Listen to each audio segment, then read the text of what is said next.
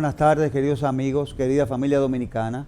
Bienvenidos de nuevo a otro programa más de Medicina de Cuerpo y Alma, que un servidor, el doctor Juan Carlos Estrella, médico urólogo, y la doctora Albaluz Rodríguez, médico dermatóloga, quien hoy está ausente por razones personales y estará con nosotros la próxima semana. Pues hoy tenemos un programa muy especial.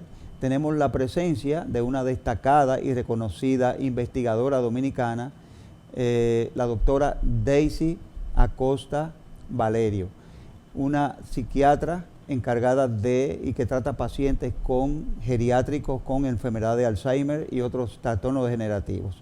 No se pierda nuestro programa de hoy después de la pausa comercial.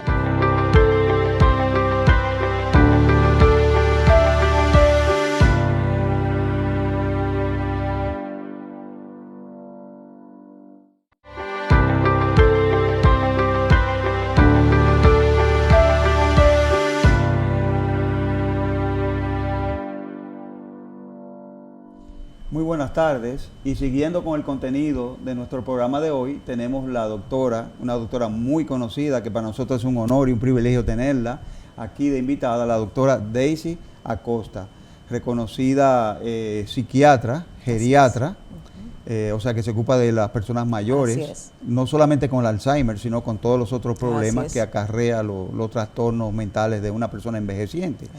Y es una persona muy conocida porque yo la conocí en la prensa cuando publicaron un artículo de un Banco Nacional de Cerebros que trabaja asociado a la Universidad Pedro Enrique Ureña. Así es. Y también la doctora fue presidenta de la Asociación Mundial del Alzheimer, fue vicepresidenta de la Asociación de Neuropsicofarmacología y fue también presidenta de la Asociación Dominicana de Psiquiatría. Así es. Y es una investigadora a nivel mundial sobre la enfermedad de Alzheimer. Doctora, encantado de tenerlo aquí. Y para nosotros de verdad es un placer y un honor. No, muchísimas gracias a usted por invitarme a su programa y por permitirme llegar a mi gente para hablar de esta enfermedad, que realmente es una de las misiones mías en la vida, informar, concientizar sobre esta enfermedad. Sí. Como le dije, me chocó mucho cuando leí en la prensa sobre un Banco Nacional de Cerebros. ¿En qué consiste esto, doctora? ¿Cómo es que hay un banco de cerebros? Yo pensé como que para trasplantar cerebro a personas que tenían problemas mentales o algo así. Bueno, el cerebro no se trasplanta, no, todavía imposible. No. Entonces, fíjate, yo estoy haciendo investigaciones epidemiológicas desde el año 2000 en los sectores de Villa Francisca, San Carlos, zona colonial, mejoramiento social y esas zonas por ahí. Entonces alguien me dijo un día, Daisy, ¿y esos cerebros dónde se están yendo? Digo yo, caramba, pero es verdad. Si estamos investigando a esta gente por más de 20 años, lo lógico es que lleguemos a entender qué pasa en el cerebro de estas personas, ¿verdad? Entonces me acerqué a las autoridades de la Universidad Nacional Pedro Enrique Ureña, donde laboro, conversé con el rector y el doctor José Guillén, y ahí formamos, se me aceptó la formación de un Banco Nacional de Cerebros, y digo nacional porque no es un banco que es de la UNFU nada más, sino es un banco de la nación, para todos los investigadores que así quieran investigar sobre el cerebro. Entonces lo que hacemos allí, doctor, es que esas personas que ya han sido estudiadas en vida, ¿verdad?, que ya sabemos sobre ella, porque no hacemos nada con un cerebro que no ha sido estudiado, que no sabemos qué comió en la vida, si caminó o no caminaba, de qué sufrió, de qué padeció. No, necesitamos una historia de ese cerebro. Entonces se firma una intención de donar, ya sea por los familiares o por la persona cuando está viva, porque no queremos cerebros enfermos nada más, necesitamos cerebros sanos para que sean los controles, ¿verdad? Entonces se firma esa intención de donar, cuando el paciente muere se nos llama, esa persona se lleva al Instituto Nacional de Patología, allí se extrae el encéfalo. Es un procedimiento, la gente tiene miedo a esa donación porque piensan que, bueno, si se saca el cerebro, entonces la cabeza va a quedar toda deformada, toda sumida, pero para nada. Es un proceso muy fácil de hacer, no toma más de 10 minutos. Y nosotros entonces recibimos ese encéfalo en agua helada y lo llevamos directamente entonces al banco de cerebros.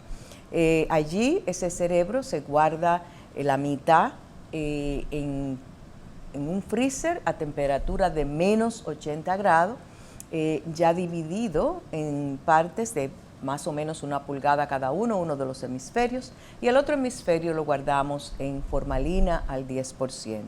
Entonces, ¿para qué sirve eso? Eso sirve para investigar.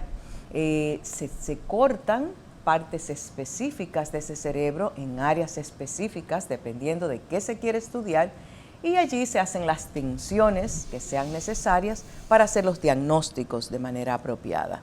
Eso es sumamente interesante, y más que se está haciendo aquí para las personas que siempre como que no valoran el país, que no se hace una investigación a nivel de altura mundial, pero eso es un trabajo de altura mundial. Claro, ya a nivel de bases moleculares, de ciencias básicas. Entonces nosotros tenemos en el banco al doctor José Luna Muñoz, que es una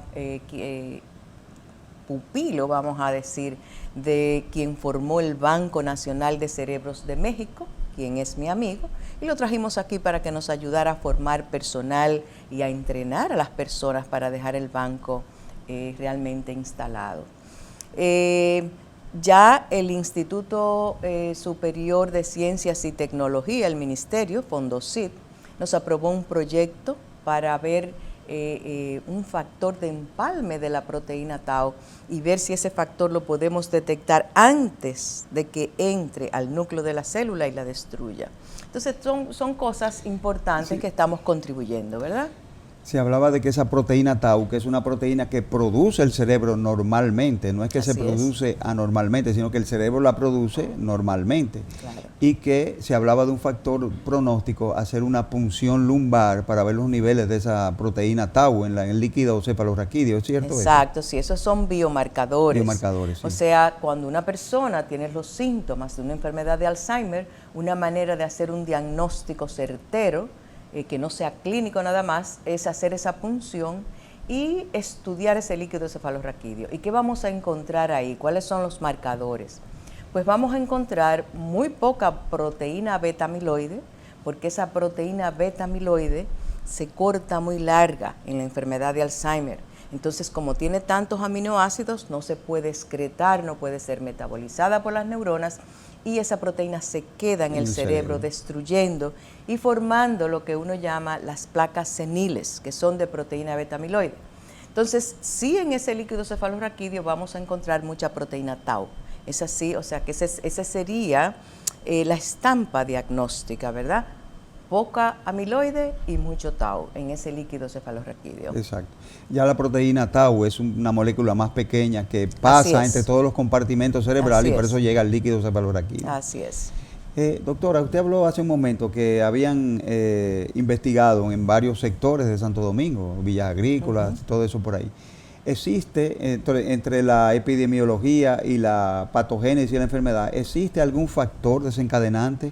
¿Cuál es la epidemiología? O sea, personas que se entrenaron, que hicieron una alimentación específica. ¿Existe una relación entre factores de riesgo? Sí. Sí, hay muchos factores de riesgo. De hecho, hay factores de riesgos modificables y otros que no se pueden modificar.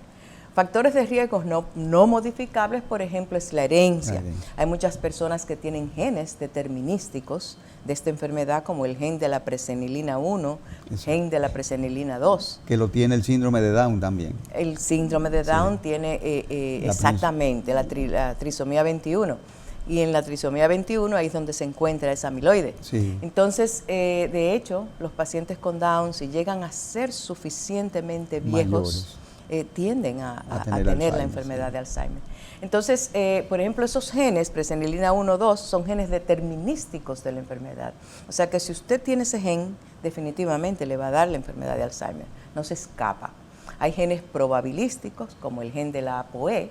La ApoE es un gen probabilístico, o sea que si usted tiene la ApoE4, que son genes, si usted tiene de ambos padres, por ejemplo, un ApoE4 doble, entonces usted tiene un 50% más de chances de padecer la enfermedad. Pero recuerde que hay otro 50% de chances de no padecerla.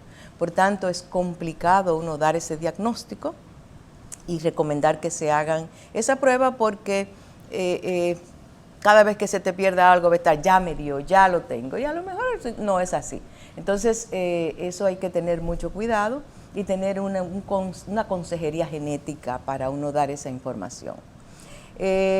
Hay otros factores de riesgos que son modificables, o sea que usted puede modificar para hacer que esa enfermedad o no se exprese, o si se expresa, ya se exprese en épocas bien tardías de la vida.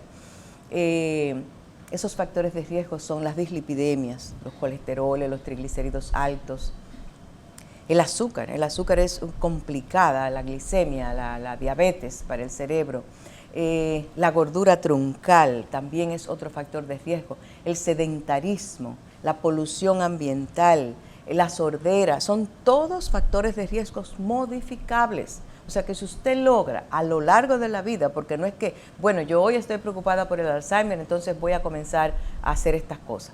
A lo largo de la vida, si usted sabe que usted tiene esa probabilidad de padecer la enfermedad porque sus familiares lo tienen, porque tienen los factores de riesgo, pues comencemos a modificarlos y a alejar el comienzo de esa enfermedad en el tiempo. Doctora, ¿hasta qué punto? Bueno, hay diferentes tipos de demencia. Está la demencia vascular, Claro que sí. la demencia que acompaña a otras enfermedades degenerativas como el Parkinson, Así es. la demencia de trastornos psicoafectivos y esas cosas. Pero existe, ¿hasta qué punto es normal que vayamos perdiendo la razón? Que sea parte normal del envejecimiento de una persona. ¿Hasta qué punto? Exacto. Existe lo que es, porque la gente, eso es un problema de nuestra cultura, que pensamos que porque la persona es mayor, está bien que se le olviden las cosas. Y todo depende, porque es normal lo que se llama pérdidas propias de la edad, pérdidas cognitivas propias de la edad. Por ejemplo, una cosa muy común en nosotros los adultos mayores es, ¿cómo se llama? El presidente, sí, hombre, ese muchacho joven de Santiago, el buen mocito, pero el nombre no me sale. No le sale. Después lo recuerdo. Pero esa dificultad en encontrar nombres es muy común con la edad. Tú como médico, tú estás en tu consulta y te dicen el nombre de la persona, y no te llega, pero si ves la persona inmediatamente recuerdas y sabes quién es y inmediatamente asocias toda la información que tienes sobre ese paciente, sobre esa persona. Eso es normal con la edad, pero hay otras cosas que no son normales con la edad. O sea, esa frecuencia de que se me olviden las cosas, esa frecuencia de que dejé el celular todos los días, esa frecuencia de que tenía una cita y se me olvidó, de que comienzo a repetir las cosas, entonces ya ahí hay una alerta que no debemos de tomarla por propias de la edad, porque hay cosas tan simples como una deficiencia vitamínica que puede producir trastornos de memoria. Entonces, tenemos que estar pendientes para ir a estudiarnos esa memoria, porque la memoria se mide. Se mide, entonces es bueno ya desde que usted tenga sus 50, 60 años, así como usted va al cardiólogo a chequearse su corazón o a chequearse sus pulmones, vaya al neurólogo, vaya al psiquiatra, vaya al geriatra a examinarse su memoria y su cerebro, que de hecho para mí es el órgano más preciado que tenemos, porque la memoria nos hace independiente. Desde que comienza la memoria a fallar, nos vamos haciendo dependientes de la otra persona. ¿Por qué? Porque si no me acuerdo si la estufa la apagué o no la apagué, o la dejé encendida, no me acuerdo si la puerta la cerré o la abrí, el carro lo cerré o no lo cerré, y así, entonces, es un lío. Hay trasplantes de corazón, hay trasplantes de hígado, hay trasplantes de riñón, de piel, pero no hay trasplantes de cerebro. Para nada, si el cerebro es un órgano. Nos perdimos nosotros mismos. El cerebro es un órgano único y de hecho tenemos que cuidarlo como un tesoro muy preciado. Por eso viene en esa caja tan dura, es para cuidarlo, para protegerlo. Doctora, ¿y qué asociación tiene el Alzheimer, por ejemplo, con otros trastornos que le dicen pervasivos, como el autismo, el déficit de atención? Son trastornos diferentes, nada que ver con Alzheimer, ¿verdad? Pero no hay una propensión o... Todo el mundo me pregunta eso. Es que, por ejemplo, cada una de esas enfermedades tiene su curso, ¿verdad? Pero no pueden perder cognición, pero no porque sea un Alzheimer, sino por la misma entidad de que padecen el autismo, el déficit de atención, los trastornos bipolares, las esquizofrenias. Normalmente eso todo... Las distimias, todas esas cosas. Las distimias, todo eso cursa con deterioro cognitivo a largo plazo, aparte del uso de todos los medicamentos que esas personas tienen que tomar a largo plazo. Eso va en detrimento, en deterioro de la corteza cerebral y con disminución del volumen del hipocampo. El hipocampo es esa estructura cerebral donde se forma la memoria reciente, que es una de las cosas que primero se afecta en este tipo de enfermedades neurodegenerativas. Uno se acuerda de cosas que pasaron hace 20 años, pero una cosa que pasó hace 20 ¿Qué horas. te desayunaste esta mañana? ¿No te acuerdas? No se acuerda. Pero te acuerdas de quién fue tu maestra de primer grado. Así es. ¿Dónde así. vivía todo eso? ¿Dónde vivías? Todo así es. Y doctora, ¿y hay una asociación, por ejemplo, usted habló de los factores modificables también, como son el cigarrillo, el alcohol, fumar, la dieta? Alcohol en exceso. Fíjate, la dieta que ha probado ser más saludable para el cerebro es la dieta mediterránea, que es la dieta de los europeos, ¿verdad? Es la dieta a base de verdes, de pescado, salmón, vino tinto, ese tipo de cosas. Entonces, estamos haciendo un estudio aquí en Dominicana que se llama LATAM Fingers. Se llama LATAM porque es un estudio que estamos haciendo en 14 países de Latinoamérica y que viene de un estudio que se está haciendo a nivel mundial, porque se ha probado que si uno controla los factores de riesgos, se puede dilatar, disminuir la prevalencia de la demencia. Y como la demencia es una enfermedad que está acabando con el mundo en términos de números, en términos de impacto social, de impacto económico, de impacto a las familias y al sistema de salud, porque es una enfermedad muy cara, entonces eso se está replicando en las diferentes regiones, en Asia, Latinoamérica. Entonces, ese estudio llamado LATAM Fingers, una de las intervenciones, aparte del ejercicio físico, es la nutrición. Y lo que hemos hecho es adaptar esa dieta mediterránea y hacer un híbrido entre la dieta DASH y la dieta mediterránea, que se llama dieta MIND, M-I-N-D. Y esa es la que estamos usando en ese estudio.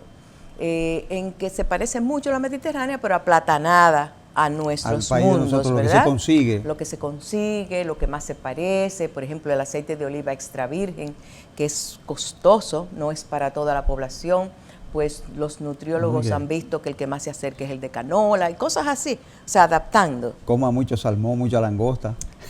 Imagínese usted, pero fíjate. Sí, no sé, se adapta a pescado. Bueno, eso es muy caro, pero las sardinas tienen muchísimo omega. La gente no sabe el valor nutricional de las sardinas. De las sardinas, las tunas, o sea que no, hay que adaptarlo. Y tienen muy poco tóxico. Así mercurio, así es. Cadmio, tienen muy poco porque en la cadena alimenticia el pez grande se come al pequeño, pero la sardina no se come otro porque es el pescado más pequeño, por lo tanto tiene muy pocos contaminantes. Qué bueno que me adicionó esa capsulita ahí, ¿verdad? Porque es muy importante que la población entienda que tenemos que adaptar las cosas buenas a nuestros bolsillos y a lo que podemos. Entonces, eso es importante. Otra de las intervenciones en esa, aparte de la de nutrición, la de ejercicio, es la cognitiva, los ejercicios de memoria. Eso es muy importante, señor. El cerebro no lo podemos tener dormido, mirando para arriba. El cerebro hay que tenerlo activo. Lea, haga sopa de letras, rompecabezas. Kakuro. Claro. Crucigramas. Crucigrama. Y adáptelo a usted, porque los ejercicios cognitivos son buenos en la medida que usted lo haga de manera gustosa. Por ejemplo, si a mí me ponen a hacer números, está mala la cosa, porque los números y yo somos pocos amigos. Pero uno tiene que adaptarlo a las cosas que a uno le gustan. Las plantas, lindísimo. Cocina, la cocina es un ejercicio cognitivo excelente, porque ahí usted está usando todos los sentidos, el gusto, el olor, el tacto, el oído, todo lo usa. O sea que cocinar, un curso de cocina es maravilloso. La cosa es no estar sin hacer nada, sentado mirando para arriba y deprimido. Las depresiones son terribles y son factores de riesgos importantes para perder memoria. Se hablaba también de que, bueno, eso es una cosa muy buena, hacer crucigrama, mantener la mente activa, leer. Caminar, señores, que caminar, ejercicio. Y la compañía, ¿en qué afecta la compañía, la soledad, la parte esa, vamos a decir, emotiva de una persona? La quinta intervención de ese programa de LATAM Fingers que hablaba es socialización. La socialización es sumamente importante para mantener un cerebro sano. Mire, hasta el chismecito con la vecina, el cafecito con los amigos. Señores, eso es, bueno, el COVID nos enseñó la importancia de socializar. El ser humano no se hizo para vivir solo. El ser humano tiene que validar que sus pensamientos con otra persona. O sea, eso es muy, muy importante. De hecho, doctor, usted no sabe cuántos adultos mayores yo he visto, que eran personas que estaban bien, funcionantes, tenían su carrito, manejaban distancias cortas, iban a su iglesia, a sus comunidades, a sus vecinos, de su supermercado. De repente lo trancaron con el COVID y no han podido retomar la vida. Se quedaron atrás, no han podido volver. Entonces ahí comienza ese deterioro cognitivo y comienza esa memoria a perderse. Por ejemplo, puede influir un hecho importante en la vida. Por ejemplo, me acuerdo cuando estaba estudiando para pasar el ACFMNG, leía mucho la parte de psiquiatría a Barbara Faden, una psiquiatra o psicóloga norteamericana, y ella decía que hay 3 cosas de las que uno no se recupera jamás. Algunas veces, por ejemplo, la más importante, la más penosa para los adultos es la muerte de un hijo, la pérdida de un hijo. Lo segundo era el divorcio, que afecta mucho a las personas. Y lo tercero, en realidad no me acuerdo, me parece que era un desastre, una guerra. Un desastre natural. Un desastre natural, sí. Y ese momento de estrés agudo puede desencadenar la precipitación de un Alzheimer. Claro, doctor. Fíjese, no es que lo produzca, es que si usted tiene eso en sus genes, si usted tiene esa predisposición, todos tenemos una predisposición a enfermedades X. Por ejemplo, cuando usted nace, yo siempre digo que usted se hace adulto, conocedor de usted mismo, párese en el camino de la vida y piense, oye, ¿qué yo tengo en mis genes? Porque somos 46 cromosomas. Entonces, ¿qué yo tengo en mis genes? Cáncer de colon, Alzheimer, qué sé yo. Entonces, vamos a ver qué hay en ese entorno, en ese ambiente, que me ayude a mí a retrasar esa cosa que yo traigo conmigo. Entonces, sí, esos eventos traumáticos importantes pueden desencadenar, pueden traer a la luz algo que usted trae con usted en sus genes. Entonces, por ejemplo, un desastre natural, un divorcio, la pérdida de un hijo, que no estamos diseñados para ver morir a nuestros hijos. La jubilación, si te coge así de repente. La jubilación, si te coge de repente y si no la planeas. Sí. Todos esos eventos, ¿por qué? ¿Qué pasa en esos momentos? Usted está generando cortisol, cortisol de manera constante. El cortisol es neurotóxico. O sea que comienza ahí ese proceso de daño de neuronas y una vez comienza, es como si fuera unos dominó cayendo uno detrás del otro. O sea que hay que tener cuidado con esos eventos. Sí. Doctora, y bueno, hablamos del sueño, usted mencionó el sueño de que... El sueño es muy importante, doctor, un factor de riesgo importantísimo. Eso le hablaba porque una teoría moderna es la obstrucción del drenaje del cerebro. Y estas proteínas que se producen generalmente, como la beta amiloide y la tau, se acumulan y no pueden salir. Así es. Entonces, leí una vez que durante el sueño se drenaba, se ayudaba a drenar estas proteínas anormales. Así es, fíjese, durante el sueño es cuando el cerebro más trabaja. El pobre cerebro siempre está trabajando, ese no descansa. Cuando su cuerpo está durmiendo es cuando el cerebro realmente comienza. Es como si ahí pasara el camión de la basura, ¿verdad? Comienza a recoger todos esos desechos, una debridación de todas esas cosas dañinas al cerebro. Y por otro lado, durante el sueño es que la memoria reciente se va acumulando, se va almacenando en memoria a largo plazo. De ahí la importancia del sueño. Y esas personas con insomnios crónicos, eventualmente se ha visto que es un factor de riesgo para deterioro cognitivo. Es muy importante el sueño. Antes se hablaba, me acuerdo, que leíamos sobre los prions, esas partículas que se adquirían de comer la carne de vaca contaminada. sobre todo en esos criaderos ingleses donde le daban a comer una comida sintética a las vacas que venía de moler y procesar otras vacas. Y ahí se formó el prion. ¿Existe todavía esa teoría? ¿Hay verdaderamente un prion que ocasiona claro esto? Que bueno, sí. En la enfermedad de las vacas locas. El Creutzfeldt-Jakob, sí. El Creutzfeldt-Jakob, sí. Ajá, las enfermedades por... Curúcuru. Exacto. Son enfermedades por priones, son enfermedades galopantes, muy dañinas, demencian rápido y son contagiosas. O sea que ese tipo de demencias hay que tener mucho cuidado cuando uno maneja, por ejemplo, en el banco de cerebros, esos cerebros, porque pueden contaminar. Entonces, pero hasta ahora no hemos tenido enfermedad por priones en nuestro banco. Bueno, estamos aquí en nuestro programa de Medicina de Cuerpo y Alma con la doctora Daisy Acosta, psiquiatra, se dedica a la psiquiatría geriátrica. Vamos a un corte comercial y luego seguimos con ustedes.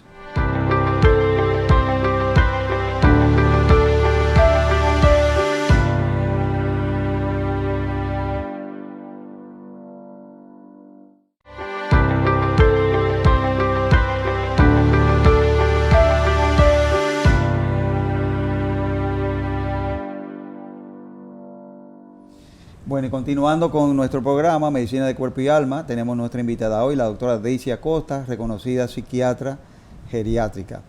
Y hablábamos de la teoría de las otras enfermedades neurodegenerativas, como se le llama, como eran el Creutzfeldt-Jakob, el Curúcuru, que eran costumbres de comer cerebros crudos, y entonces ese prion, esa partícula, que no es no se sabe si es una partícula viviente, porque no es. Es una proteína. Es una proteína, exactamente. Prion viene de Proteinaceous Non-Infectious Organism, que no es una bacteria, no es un virus, pero es una proteína que una vez se mete en tu cuerpo, llega a tu cerebro, se mete en los organelos, en la mitocondria, en el aparato de Golgi, empieza a influir en la síntesis de proteínas anormales, ¿verdad? Como el metabiloide, y va bloqueando, va aterrizando las neuronas. Son por decirlo así. agresivas, Sí, muy agresivas, rápidas, aparatosas en términos clínicos y contagiosas. Sí. Pero entonces, no el caso del Alzheimer. No, el Alzheimer, es importante decir eso. El Alzheimer no es una enfermedad contagiosa. Al Alzheimer no hay que tenerle miedo en términos de contagio. Yo me acuerdo que personas que se operaban, por ejemplo, de cataratas, rápidamente desarrollaban un Alzheimer. Sí. Cuando el método, sí, porque si habían operado, bueno, los instrumentos, porque ese prion, no era Alzheimer. Por priones. Por priones, sí. No se muere en el autoclave. No, claro, ya entonces, eso es otra cosa. Con los priones hay que tener mucho cuidado, sí. mucho cuidado. Y ya requiere un grado alto de cuidado a nivel de los laboratorios. ¿Sí? Y entonces, doctora, ¿cuántos tipos de demencia hay? Aparte del Alzheimer, tenemos el síndrome de Pick, la demencia frontal. De cuerpos de Lewy, la demencia frontal. Exactamente. Hay muchísimos tipos de demencia vascular. La demencia vascular, demencia mixta, que es una mezcla de neurodegenerativa tipo Alzheimer, salpicada por multiinfartos, que la hace una demencia mixta, porque es vascular y neurodegenerativa. Y tenemos demencia por muchísimas cosas, demencia por deficiencia de B12 y ácido fólico, hipertiroidismo. Muchísimas entidades clínicas pueden producir síntomas de demencia. Hay una entidad clínica que se llama la pseudodemencia, que es una depresión. Muchas personas deprimidas lucen. De hecho, toda persona deprimida está cognitivamente comprometida. Sí. Entonces, por eso es que siempre es importante, si usted sospecha una depresión, tratar la depresión, luego evaluar a esa persona cognitivamente para entonces determinar si realmente es una demencia o es ese término que se llama pseudodemencia. Doctora, hay otro fenómeno que le dieron el premio Nobel a un japonés, por eso que acuñó el término de autofagia. El hecho de que en el sueño, o lo que viene siendo el sueño bioquímico del cuerpo, que es el ayuno intermitente, el cuerpo le daba tiempo, vamos a decir, a comerse. De recoger la basura. De recoger la basura y a comérsela y procesarla y tirarla para afuera de la célula. Así es. ¿Qué incidencia tiene eso en el Alzheimer y este tipo de demencia? Eso es muy importante en nosotros, en todo el mundo, con demencia o sin demencia. Eso es un mecanismo natural, normal, en que todo el organismo, para eso está nuestro sistema inmune. Nuestro sistema inmune lo que hace es eso, es atacar, limpiar, proteger de todo lo que pueda ser nocivo a nuestras células, a nuestro organismo. Y sí, en este caso, a nivel cerebral, como yo digo, esa autofagia es un mecanismo importante de limpieza de todos esos productos de desecho que normalmente sucede en cualquier organismo que está funcionante toda la vida. Y que por una falta de drenaje de estos sustancias comienza la acumulación de esas sustancias arriba y desencadena el proceso. Eso le iba a preguntar, ¿eso es certeramente lo que produce el Alzheimer modernamente? No, de certero no sabemos nada, doctor. Todavía. No hay certeza de realmente qué es lo que produce esta enfermedad.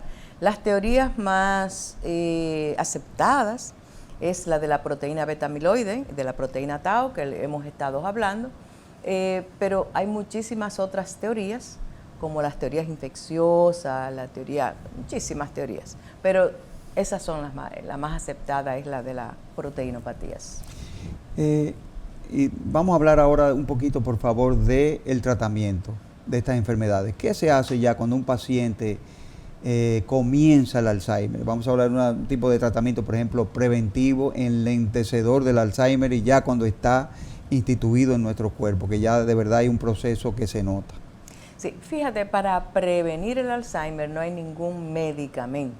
Para prevenir el Alzheimer lo que hay es cambios de estilos de vida, como hablábamos ahorita, para evitar esos factores de riesgos que son prevenibles, como los que ya mencionamos.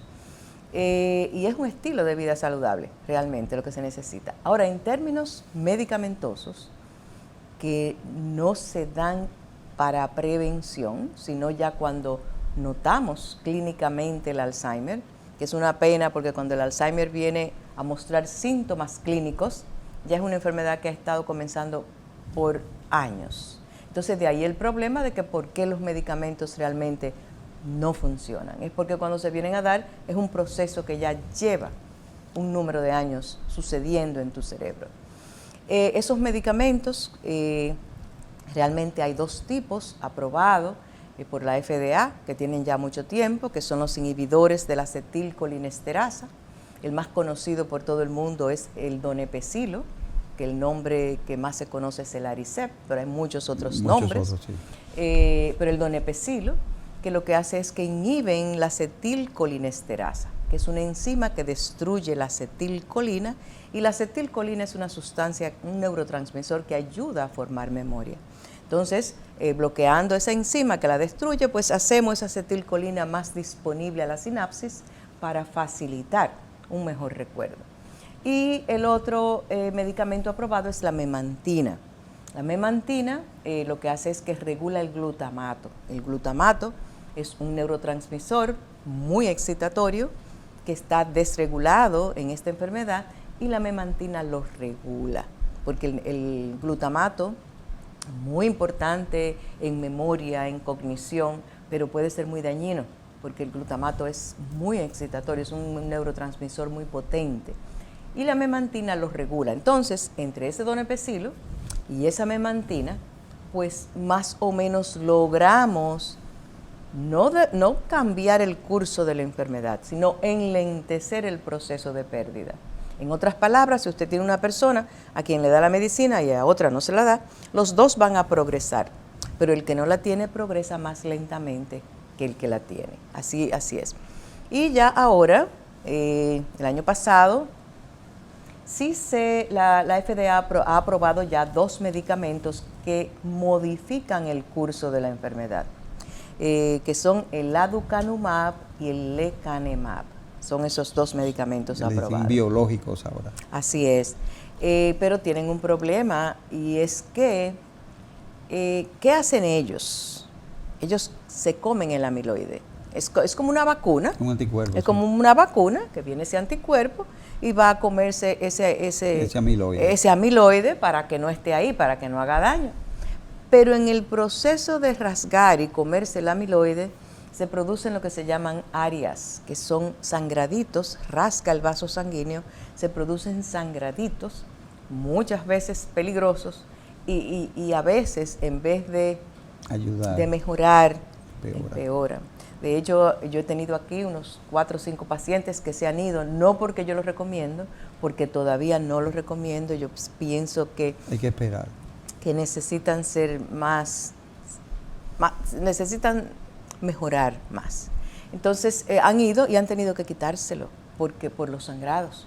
Y clínicamente, en vez de mejorar, muchos han empeorado. O sea que hay que tener cuidado. Todavía yo pienso que es bueno que haya sucedido, porque yo pienso que es un paso hacia adelante en el tratamiento de estas enfermedades tan serias que no tienen cura, pero todavía creo, además es para demencias muy tempranas. Muy tempranas. Sí. Muy tempranas. De ahí la importancia de que esas personas, esos medicamentos no lo venden en farmacias, tienen que ser con médicos específicos que estén preparados para manejar esto. Hay que hacer un líquido cefalorraquídeo para comprobar de verdad que es una patología amiloidea. Por ejemplo, lo que dijimos ahorita, ese líquido cefalorraquídeo poca proteína, debe de tener poco amiloide. Y está igual. Exacto. Y un PET amiloideo en el cerebro que muestre la patología amiloide a nivel cerebral. O sea, que hay que hacer un diagnóstico de que es una patología amiloide. Entonces se administra la medicina, que es una inyección que se da mensual. Hay que ponerla mensual. Hasta ahora se pone por 12 meses. Es muy costoso. Muy caro debe ser. Muy caro, son unos $58,000. Y sin la seguridad de que eso va a mejorar o empeorar. Exactamente. Por ejemplo, con el aducanumab se criticó mucho que la FDA lo aprobara por el hecho de que sí limpiaba el cerebro de amiloide, de la proteína amiloide, pero eso no se traducía en mejoría clínica. ¿Okay? El paciente seguía olvidando igual. Entonces, el cerebro está limpio de amiloide, pero no hubo una recuperación realmente de la memoria. Y estos diagnósticos que se habla a base de resonancia magnética nuclear, sobre el Alzheimer y algunas otras demencias degenerativas, por decirlo así, y ahora se habla también del PET scan, con marcadores específicos cerebrales. El PET amiloideo, sí, el PET amiloideo, que uno puede ver el amiloide en vivo, que antes cerebro, no se podía, sí. Que antes no se podía ver, y ahora uno lo puede ver con el compuesto Pittsburgh, que son, ¿cómo te digo? Se inyectan, amiloide, entonces eso va al cerebro, radioactivo, sí. Amiloide radioactivo, y tú puedes ver el amiloide en el cerebro, puedes ver la cantidad de amiloide, puedes ver en un PET-FDG, que es con glucosa, para tú ver el metabolismo de la glucosa a nivel del cerebro. Eso se hace aquí. Sí, se hace aquí. Sí. Y uno puede ver, ¿verdad?, esas áreas oscuras de ese metabolismo cerebral de glucosa que no se está haciendo de manera adecuada. También es un biomarcador. Y tenemos muchas cosas, pero la resonancia en sí no es un diagnóstico. Eso lo que hace es que, o sea, toda la neuroimagen tiene que ser validada por la clínica. Exactamente. Porque tú puedes tener una espectroscopía, una resonancia magnética, todo eso, pero quien me da el diagnóstico es quien vive contigo. Me dice, no, mira, papi estaba aquí arriba funcionando bien y de repente no está bien. Pregunta todos los días lo mismo. Se desorienta, lo veo que se me va la mirada. O sea, no me conoce a veces. La persona, bueno, ya eso es muy tardío. Muy tardío. Pero la persona que vive contigo es la persona que te dice lo que está pasando. El diagnóstico clínico es básico, es importante. Y correlaciona en un 98% con el diagnóstico neuropatológico. Y es muy importante esa persona también adiestrarla, y no solamente adiestrarla para que mantenga ese paciente con quien convive, su pariente, que lo mantenga activo, sino que también hay que dar terapia de apoyo y de acompañamiento a esa persona para que no se deprima, para que pueda seguir trabajando y todas esas cosas. Porque en la vida moderna el tiempo es una cosa súper valiosa y escasa. Súper valiosa. De hecho, yo digo que para la enfermedad de Alzheimer es cuidar ahora y curar después. Porque lo que tenemos que aprender ahora mismo en lo que la ciencia sigue investigando para una farmacología apropiada de esta enfermedad, es aprender a cuidar a estos enfermos. Hay que aprenderlos a cuidar, eso no es todo el mundo que puede cuidar esta enfermedad, porque es compleja. Tú no la entiendes, porque por momentos el paciente está bien y genera bien. Tú conversas con esa persona un ratico y tú dices, pero ven acá, lo que me está contando la hija es mentira, porque ese señor yo lo veo muy bien. Pero convive con esa persona 24 horas para que te des cuenta de lo que está pasando en esa casa. Es lo que pasa con los hijos, doctor, que hay el hijo que cuida, es el que sabe lo que está pasando. El hijo que viene los fines de semana a visitar un ratico dice, pero ven acá, mami está pajonúa, mami huele a pipí, tú no la estás atendiendo. Amigo, conviva ahí adentro para que usted vea lo que pasa. Es complejo. Y entonces se complican esos pacientes porque hay algunos pacientes de Parkinson, por ejemplo, que no solamente que no se acuerdan de comer, sino que tienen problemas para tragar, para deglutir. Muy complicado. Y entonces tienen que ponerle una gastrostomía o alimentarlo por una sonda. Eso se complica porque entonces hacen broncoaspiración, todo eso. Es la causa más común de muerte en un paciente con Alzheimer y con cualquier demencia. Okay. Muy bien, bueno, doctora, y por última, yo una última pregunta. No, tenemos que hablar un poquito sobre estamos en el aire. Que lo diga en un minuto. No, yo pienso que tenemos que hablar de la Asociación Dominicana de Alzheimer, que es una asociación sin fines de lucro, creada desde el año 94 para brindar apoyo a las familias, para enseñarlas a cuidar. Es muy importante que la contacten en el 544-1711, 544-1731. Tenemos una directiva maravillosa ahora mismo que está trabajando a favor de los pacientes con Alzheimer y sus familiares y empujando a nivel del Ministerio de Salud la implementación del Plan Nacional de Demencias en la República Dominicana. Bueno, eso es muy importante, lo que ha dicho la doctora, para que todos los parientes de pacientes con Alzheimer y otras enfermedades neurodegenerativas se puedan ayudar con estas instituciones. Claro, porque se dan cursos para enseñar a cuidar. Justo mañana tenemos uno en La Romana y así, o sea, enseñando a cuidar, que esa es la misión de la asociación. Bueno, muchas gracias, doctora Daisy Acosta, psiquiatra geriátrica de nuestro país, una excelente investigadora. Y de verdad, muchas gracias, ha sido un placer para nosotros tenerla aquí. Y esperamos tenerla pronto otra vez. Gracias a usted, doctor. Muchísimas gracias. Gracias. Y a ustedes, queridos amigos televidentes, muchas gracias por su atención y dejarnos entrar a sus hogares. Como todos los domingos aquí de 2 a 3 en Cinevisión, Medicina de Cuerpo y Alma. Muchas gracias.